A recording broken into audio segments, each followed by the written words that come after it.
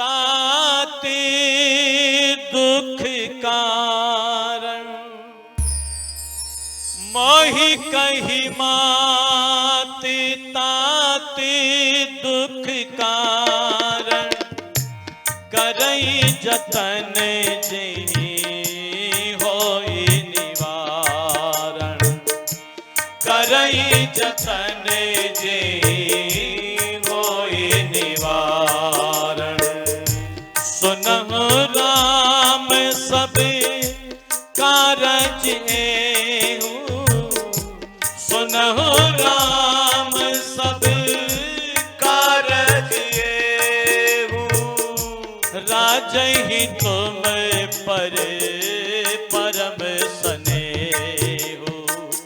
ए लोगों, मेरी माताओं बहनों, जब व्यक्ति के जीवन में स्वार्थ आता है तो याद रखना, वो ये कहता है, हस्तिनापुर की राजसभा में खड़ा होकर के योगेश्वर श्री कृष्ण जी महाराज जैसे शांति दूत के सामने खड़ा होकर के ये कहता है, 5 गांव की बात कर रहे हो कृष्ण, जितनी जमीन में सुई की नोक टिकती है उतनी जमीन भी बिना युद्ध के नहीं दूंगा। कह देना, पांडवों से जाकर के राज भीख में नहीं मिला करते, बाजुओं के बल पर तोल करके सारा राज्य ले लें, बिना लड़े तो एक पाई देने के लिए तैयार नहीं है दुर्योधन, एक पाई देने के लिए तैयार नहीं है दुर्योधन। भाइयों के लिए यह कहता है। लेकिन जब समर्पण था, जब इदम नमन के भाव जीवन में आते हैं, तो मेरी माताओं बहनों धर्म प्रेमी बंधु, प्रातःकाल राम का राज्य अभिषेक होना था, पर रात रात में सारी की सारी परिस्थितियां बदल गई। कैकेयी महारानी ने चक्रवर्ती सम्राट राजा दशरथ को अपने वचनों में बांध करके वरदान मांग लिए। राजा दशरथ ने बहुत अनुनय विनय की कैकेयी से, लेकिन नहीं मानी। प्रातःकाल हो गया था, आर्य सुमंत पहुंच गए, श्री राम को बुलाया गया है। आर्य सुमंत श्री राम को लेकर के राजा दशरथ जहां पर जमीन पर पड़े हुए थे, उस कोप भवन में, उस स्थान पर श्री राम को साथ में लेकर के आर्य सुमंत पहुंचे हैं। बहुत ध्यान से चर्चा को सुनिएगा। राजा दशरथ के कानों में जब राघव के कदमों की आवाज आई, कदमों की आहट जब कानों में पड़ी, तो पहचान गए मेरा राम आ गया है। लोगों, मेरी माताओं बहनों, जमीन पर पड़े हुए राजा दशरथ एक बार बैठे हो गए, और बैठे होकर के राजा दशरथ ने सामने से आते हुए अपने राम को एक निगाह भर करके देखा, मेरा राम आ गया है। आप कल्पना कीजिएगा कि एक पिता का कितना अनुराग अपने पुत्र में रहा होगा कि वो अपने पुत्र के कदमों की आहट भी पहचानता है कि ये मेरे पुत्र के कदमों की आहट है, ये मेरे राम के कदमों की आहट है, ये मेरे राम की कदम चाल है। एक निगाह भर करके देखा राजा ने, और लोगों, माताओं बहनों, फिर गला रुंध गया, आंखों से आंसू झरझर बह गए, और फिर राजा दशरथ ने अपने राम से मुंह फेर लिया और वापस जमीन पर लेट गए। श्री राम आए और आकर के पिता महाराज के श्री चरणों में अपना सर रख दिया, प्रणाम किया। लेकिन आज कोई आशीर्वाद अपने राम को राजा दशरथ ने नहीं दिया। आशीर्वाद देना तो दूर, लोगों, आज तो अपने राम को फिर दोबारा देखा तक नहीं राजा दशरथ ने। और आज पहला अवसर था जीवन का, जब राम आए हैं और राजा दशरथ अपनी बाहें फैला करके खड़े नहीं हुए।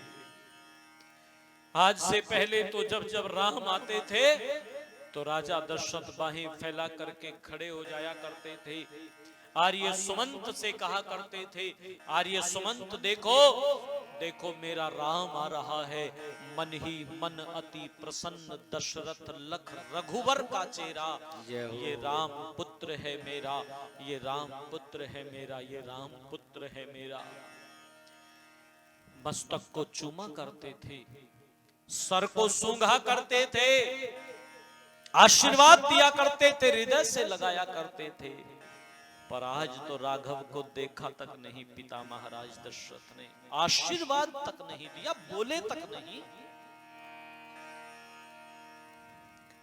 विहल हो उठे श्री राम और पास में बैठी हुई मां कैकेयी से पूछते हैं, मोहि कही मात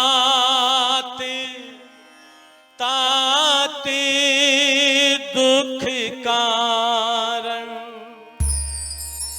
मोहि कही मात ताते दुख कारण, करई जतन जेहि होई निवारण, करई जतन जेहि होई निवारण।